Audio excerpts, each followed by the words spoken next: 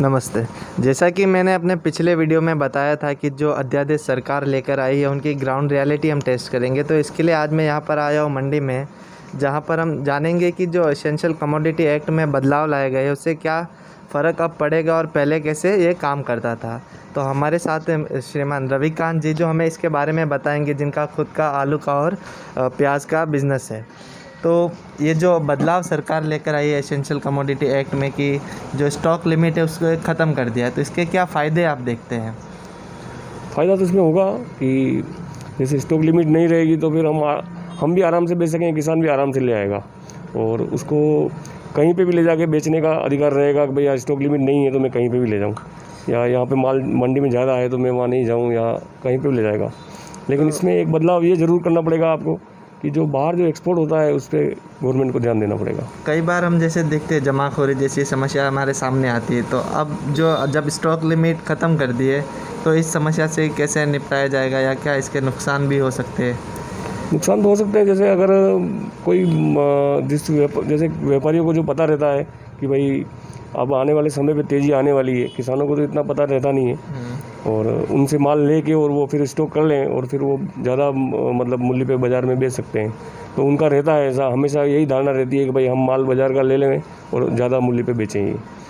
तो उसमें थोड़ा सा गवर्नमेंट को ये एक आपको स्टॉक लिमिट जैसे 1000 कट्टे की है तो वो रखनी चाहिए, उसमें समय समय पे वो उसके मतलब परिस्थिति को देख के वो निर्णय बदलना चाहिए उसका। मतलब सरकार को कुछ अपना हाथ इसमें रखना चाहिए इसके पास कितना माल अभी पड़ा है। बिल्कुल। लेकिन कई बार जैसे हम देखते हैं कि किसानों को वो दाम नहीं मिलता जो लोग वो सोचते हैं, या फिर इसके चक्कर में उनकी ज़मीनें हड़प ली जाती है या सुसाइड करते हैं। तो ये प्रॉब्लम, ये भाव कौन डिसाइड करता है? ये सब व्यापारी ही, जो मंडियों के जो व्यापारी होते हैं वही डिसाइड करते हैं। लेकिन गवर्नमेंट को इसमें यही कदम लेना चाहिए कि उनका माल अगर ज़्यादा है, उनकी अगर पैदावार ज़्यादा हो रही है तो उसको फिर वो एक्सपोर्ट करके उसको उस चीज़ को खपा देवे, या उनके अच्छा मूल्य देके, जैसे प्याज का जो मूल्य हुआ है कम से कम 7-8 रुपये मूल्य देके उनको मतलब ऐसा मतलब खुश रखना चाहिए कि भाई हमारा माल बाहर एक्सपोर्ट हो रहा है, या एक्सपोर्ट खोलने समय पर एक्सपोर्ट खोलना देना चाहिए। अभी जैसे इसमें ये भी बदलाव हुआ है कि जो किसान है वो अपनी फसल पूरे राज्य में या देश में कहीं भी अच्छा भाव से बेच सकता है।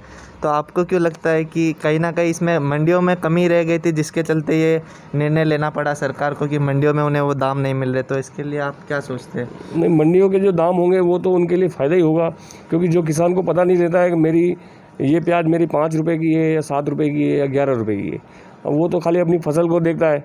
लेकिन हमारे को उसकी क्वालिटी पता रहती है, इसलिए उनको तो मंडी में तो माल लाना ही चाहिए। उनको ऐसा बाहर भले ही आप ले जाओ, कोई बात नहीं, वो खुला है, लेकिन वो जो पैसा उनको यहाँ बन के मिलेगा वो वहाँ बाहर नहीं मिलेगा उनको। और यहाँ पर जैसे कि किसान जो है कई बार कंप्लेन करते हैं कि अगर वो बाहर जैसे बेचते तो उन्हें मंडियों में फिर ऐसा उन्हें डराया जाता है कि मंडियों में फिर उन्हें बेचने नहीं दिया जाएगा। तो ऐसा ऐसा कोई गुट बना के रहते हैं मंडियों में व्यापारी? नहीं, ऐसी समस्या बिल्कुल भी नहीं है, ऐसा बिल्कुल नहीं।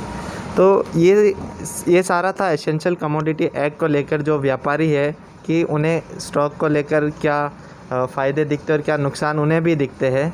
और जो किसान का इस पर व्यू है, हम देखेंगे किसी किसान से मिलकर उनकी ज़बानी की जो बिल पास हुए, जो अध्यादेश आए हैं, उनसे कितना फ़ायदा है और कितना नुकसान है।